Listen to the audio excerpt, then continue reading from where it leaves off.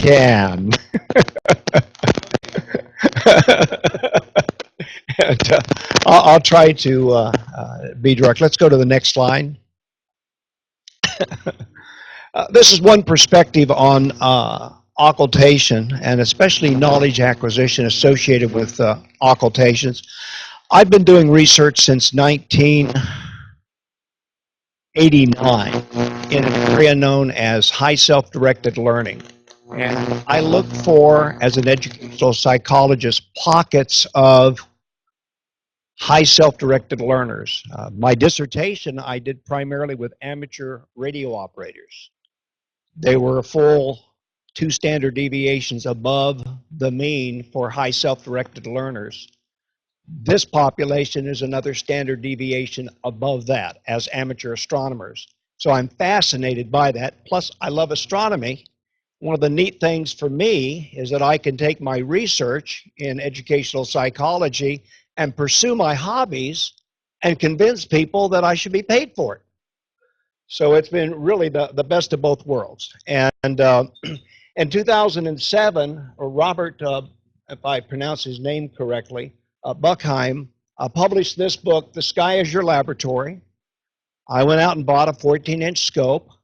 With Derek Bright's help, I selected a personal observatory dome, put it in my backyard, called it a research test bed, got my company to pay for it, and I launched myself in doing backyard astronomy and started looking for where I should go to pursue my goal, which was to do exoplanet research. I thought, well, it would be great to be able to do exoplanet research, at least see the light curves. Photometry, is that what that is? And give myself an organizing framework within which I would learn, where I would be compulsive about learning, which I tend to be anyway. I found out about the Iota, joined the group, heard they were going to have an Apple Valley event. I'm from Southern California. I said, great, I'll go see my brother. I'll go out there. I'll get myself a room. I'll join the group. I'll find out what's going on.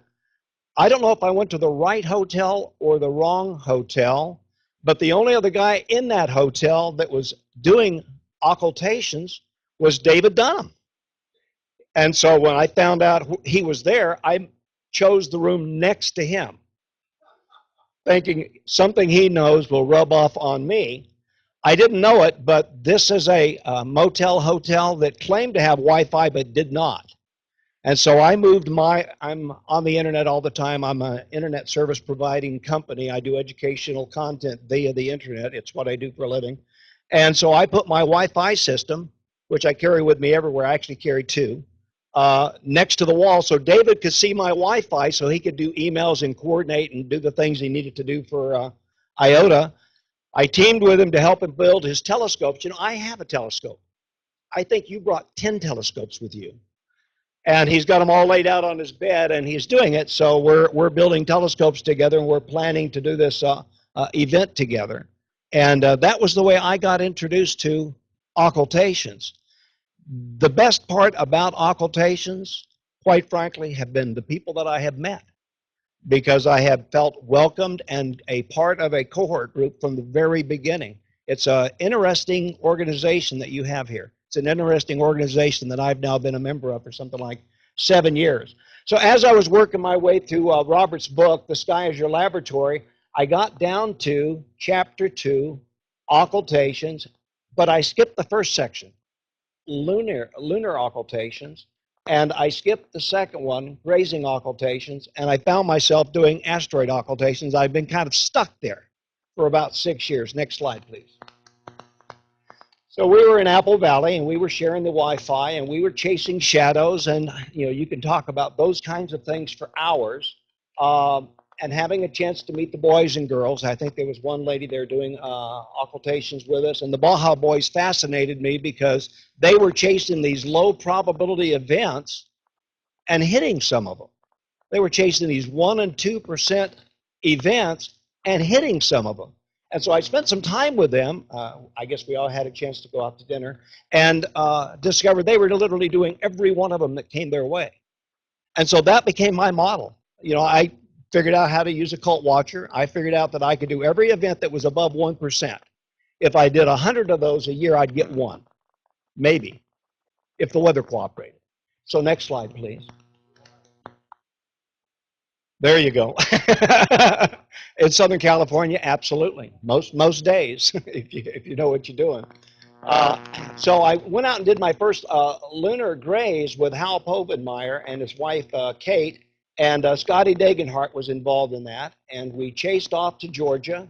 And as we drove into Georgia, we were calling each other on the cell phone, and we were collaborating on the weather, and the weather was not cooperating. So we shifted a whole state over, and I'd never been involved in an event where you drove to one state to do something, and you said halfway, it's not going to work, the probabilities are wrong, let's move one state over and do the event.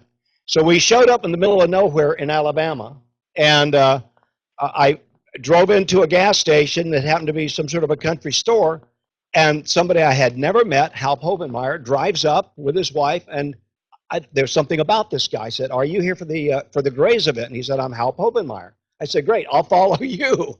And so I called Scotty and told him where we were, and we all ended up at the same graveyard doing this event. And Hal pulls out this old wooden Dobsonian telescope that he and Kate share. I'm not sure how that works. And I guess they're timing the event, and they've got their shortwave radio, and they've got their stopwatches. And he's old school. He's got paper maps, and he's got all of this stuff figured out. And Scotty shows up with nothing, it seemed, until he laid out a couple of small telescopes and hooked up some video cameras. And then I'm unloading the back of my car. I'm rebuilding Reading South Observatory in this graveyard. You know, I left nothing at home. I brought everything with me. And none of my stuff worked, by the way. You know, when it comes time for the event, getting all your stuff hooked up and having it work is not easy, as has already been said today. And so we did the event. Hal got a positive multi-step graze. Scotty got 3 different video of the same event on 3 different cameras. And as we were eating breakfast later that morning, all of our time was spent looking at the stuff Scotty did. I have to tell you, as an educational psychologist, if I wanted to do something with a class or a group of young people, I would want to videotape it. I would want to then go back to the classroom and play it and analyze it and talk about it. Because it was one thing for Hal to say, I got it. It was another thing for me to say, I didn't. But Scotty had it 3 times. And all of his stuff just looked wonderfully great, to me especially. And the interesting thing was, it excited Hal Povenmire. And he's been doing it for, what, 50 years?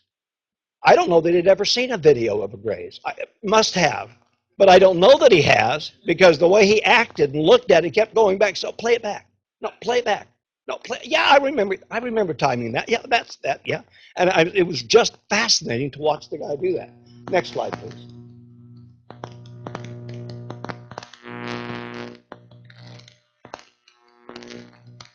Yeah, so anyway, this is my events currently in my log in Occult Watcher. And I want you to look at the slide. I know you can see it on the computer screen, and I know they can see it out there at a distance.